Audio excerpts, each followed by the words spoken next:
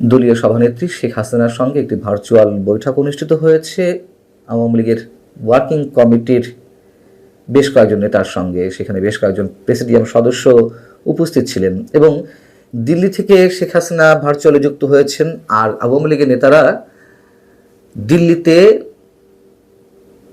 দলের কোনো এক প্রেসিডিয়াম সদস্যের বাড়িতে বসে তারা এই বৈঠকে যুক্ত ছিলেন, এমন খবর দিয়েছে ভারতীয় কোনো কোনো গণমাধ্যম। প্রশ্ন হচ্ছে যে আসলে কোনো ধরনের সিগন্যাল সত্যি সত্যি আওয়ামী লীগ পেয়েছে কিনা রাজনৈতিক কর্মকাণ্ড প্রত্যাহারের বিষয়ে। বৈঠকে শেখ হাসিনা বিএনপির নাম উল্লেখ না করেই যে মন্তব্যটি করেছেন তা হচ্ছে এরকম যে আমরা আশা করব বর্তমান সরকার এই অবৈধ নিষেধাজ্ঞা প্রত্যাহার করবে, যদি না করে তখন আমরা আমাদের মতো করে সিদ্ধান্ত গ্রহণ করব, কর্মসূচি ঘোষণা করব। ভালো কথা, কিন্তু আমরা তো জানি যে তিনি এই ধরনের মন্তব্য এর আগেও করেছেন। বিশেষ করে নির্বাচনের আগে ভারতীয় কোনো কোনো গণমাধ্যমকে দেওয়া সাক্ষাৎকারে তিনি মন্তব্য করেছিলেন বিএনপি সরকার গঠন করলে আওয়ামী লীগের রাজনৈতিক কর্মকাণ্ডের উপর থেকে নিষেধাজ্ঞা প্রত্যাহার করবে, তিনি আশাবাদ ব্যক্ত করেছিলেন। আবার সজীব ওয়াজেদ জয় ডয়েচে ভেলেতে দেওয়া সাক্ষাৎকারে অথবা তার ফেসবুক পেজে স্ট্যাটাসে যে মন্তব্য করেছেন তাও এরকম ছিল যে তিনি তারেক রহমানের সঙ্গে খোলামেলাভাবে আলোচনায় বসতে প্রস্তুত। নিশ্চয়ই এ ধরনের কোনো আলোচনা হবে না, এটুকু আমরা অনুমান করে বলতেই পারি। তবে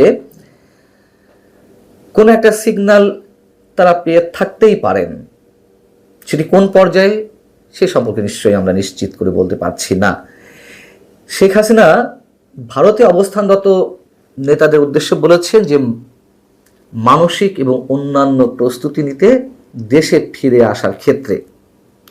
এখন তিনি যে মানসিক প্রস্তুতি নিতে বলেছেন, সেই জায়গা থেকে বৈঠকে উপস্থিত কোনো কোনো নেতা ভারতীয় কোনো কোনো গণমাধ্যমকে বলছেন যে তার যে আত্মবিশ্বাসী মনোভাব তারা লক্ষ্য করেছেন, তাতে তারা নিশ্চিত যে কোনো ধরনের গ্রিন সিগন্যাল তিনি পেয়েছেন।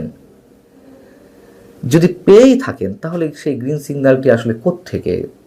প্রধানমন্ত্রী তারেক রহমানের পক্ষ থেকে, অথবা বিএনপি সরকারের উচ্চ বা দায়িত্বশীল কোনো পর্যায় থেকে, নাকি ভারত সরকারের সাথে বিএনপি সরকারের উচ্চ পর্যায়ের কোনো আলাপ আলোচনার মাধ্যমে? যে কোনো একটি হতে পারে।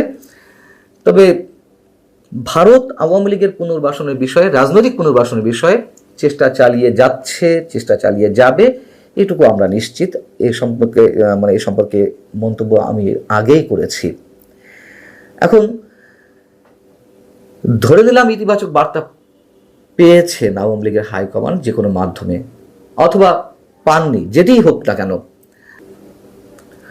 তো ভারত সরকারের মাধ্যমে বিএনপি সরকারের কোনো ধরনের গ্রিন সিগন্যাল, অথবা সরাসরি শেখ হাসিনার সাথে বিএনপি সরকারের উচ্চ পর্যায়ে কারো কথা হয়েছে কি হয়নি, সেটির চেয়ে বড় কথা এটুকু আমরা নিশ্চিত করে বলতে পারি, ভারতে আওয়ামী লীগের যে নেতারা অবস্থান করছেন, আমি যতটুকু জানি ভারত সরকার চাইছে না তারা আর বেশি দিন সেখানে অবস্থান করুক।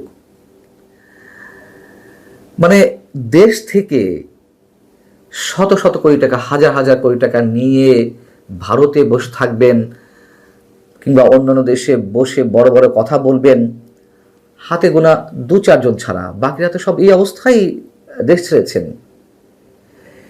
তারা বহাল তবিয়াতে থাকবেন, আর দেশের মধ্যে তৃণমূলের নেতাকর্মীরা মার খাবেন, জেলে যাবেন, কারাগারে দিনের পর দিন থাকবেন, সহায় সম্পত্তি, ব্যবসা বাণিজ্য সব শেষ হয়ে যাবে। এই নেতাকর্মীদের আর কতদিন ধরে রাখা যাবে এইভাবে? শীর্ষ নেতাদের মানসিক প্রস্তুতি নিতে বলা হয়েছে, আর কতদিন ধরে মানসিক প্রস্তুতি নেবেন? দেশে যে নেতাকর্মীরা এখনো পর্যন্ত রয়েছেন তারা এখনো পর্যন্ত আতঙ্কের মধ্যে আছেন। তার মধ্যেও আমরা দেখছি দেশের বিভিন্ন স্থানে আওয়ামী লীগের দলীয় কার্যালয়গুলো তারা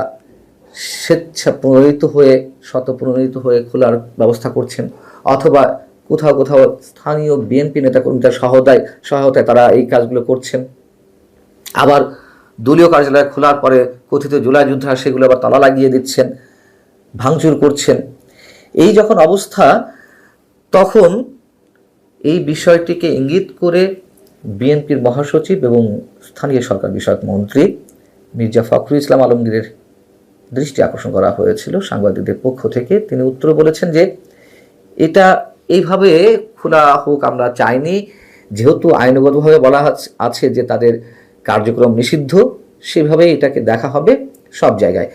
এটি সম্ভবত তার জায়গা থেকে ফর্মাল কোনো মন্তব্য করা হয়েছে। তবে আমরা জানি যে যেটুকু বোঝা যাচ্ছে বিএনপির এক ধরনের সফট মেন্টালিটি রয়েছে আওয়ামী লীগের রাজনৈতিক কার্যক্রম শুরুর বিষয়ে।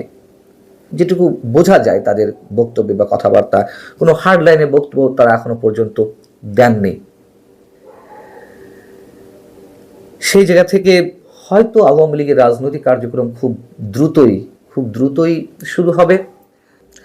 এখন মজার বিষয় হচ্ছে যে ওই বৈঠকে শেখ হাসিনা নাকি মন্তব্য করেছেন যে তিনি ভোট বয়কটের যে আহ্বান জানিয়েছিলেন তাতে বাংলাদেশের মানুষ তুমুল সাড়া দিয়েছেন। এইগুলো পলিটিক্যাল কথাবার্তা, এগুলো ধরার কিছু নেই। তবে আওয়ামী লীগের একটি বড় অংশর ভোট যে বিএনপি পেয়েছে এটুকু তো নিশ্চিত, এখানে কোনো রাগঢাকের বিষয় নেই।